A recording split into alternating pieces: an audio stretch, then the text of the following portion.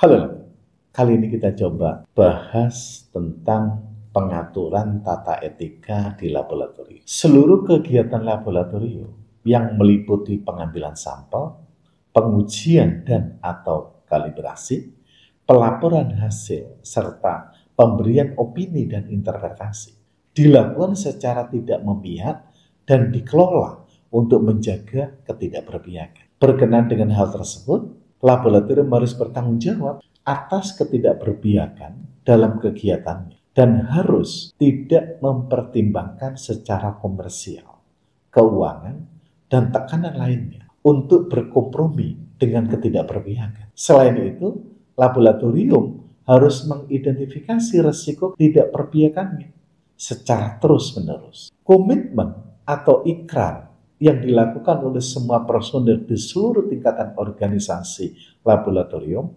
untuk mengikatkan diri secara moral dan etika dalam melaksanakan kegiatan laboratorium. Pernyataan harus dituangkan dalam dokumen pendukung yang merupakan bagian dari dokumentasi sistem manajemen laboratorium. Agar dapat menunjukkan sikap tidak memihak dan mempunyai personel yang bebas dari tekanan maupun pengaruh dari manapun, maka seluruh personel yang pekerjaannya mempunyai pengaruh baik langsung maupun tidak langsung terhadap mutu data hasil pengujian dan atau kalibrasi mengikat diri dalam kesepakatan pengaturan tata etika personel laboratorium atau Code of Conduct. Code of Conduct adalah pedoman perilaku yang berisi etika bisnis dan kerja yang berlaku di suatu organisasi. Code of Conduct bertujuan untuk menciptakan lingkungan kerja yang konsisten dan menjunjung tinggi nilai-nilai perusahaan. Tujuan Code of Conduct memberikan pedoman perilaku yang diinginkan dan tidak diinginkan oleh perusahaan suatu laboratorium ini. Menciptakan lingkungan kerja yang konsisten dan menjunjung tinggi nilai-nilai organisasi. Memperjelas misi, nilai-nilai, dan prinsip-prinsip organisasi laboratorium. Menjaga keadilan dan mengurangi ketegangan antara anggota.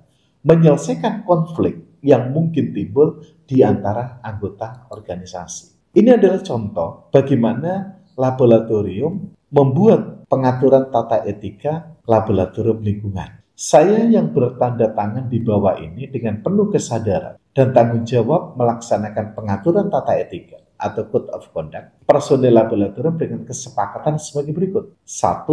Bekerja secara teamwork, berlandaskan profesional, independen, jujur, penuh semangat, dan menjunjung tinggi integritas, sehingga validitas data pengujian serta ketertelusuran metrologi dapat dibuktikan secara ilmiah. 2. Memberikan standar pelayanan secara konsisten, tidak memihak, dan menjaga komunikasi yang baik serta melindungi kerahasiaan informasi dan hak kepemilikan pelanggan secara komersial, keuangan, dan tekanan lainnya dari pihak-pihak yang tidak berkepentingan.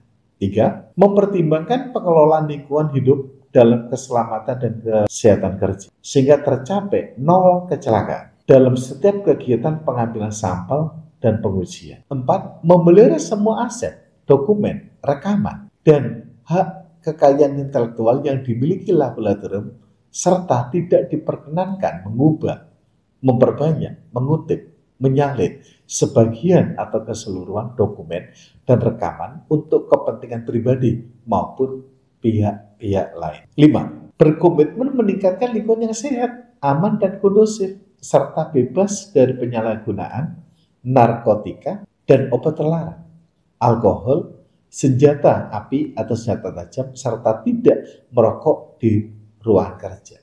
Demikian pernyataan kesepakatan pengaturan tata etika ini dibuat dalam keadaan sehat walafiat tanpa adanya tekanan apapun dan dari siapapun. Kepada yang melanggar pengaturan ini bersedia dikenakan sanksi sesuai peraturan perundang-undangan Republik Indonesia dan kebijakan yang ditetapkan oleh laboratorium berdasarkan pelanggaran yang dilakukan. Di kota apa lab ini menetapkan dan tanggal berapa. Ditandatangani oleh manajer puncak selaku kepala lab dan seluruh personil, baik manajer mutu, manajer teknis, manajer penunjang, penyelesaian, dan analis serta petugas sampling. Dengan menggunakan materai 10.000, semua harus tanda tangan. Demikian yang bisa kami sampaikan, dan kepada penonton yang ada pertanyaan, silakan di kolom komentar. Terima kasih.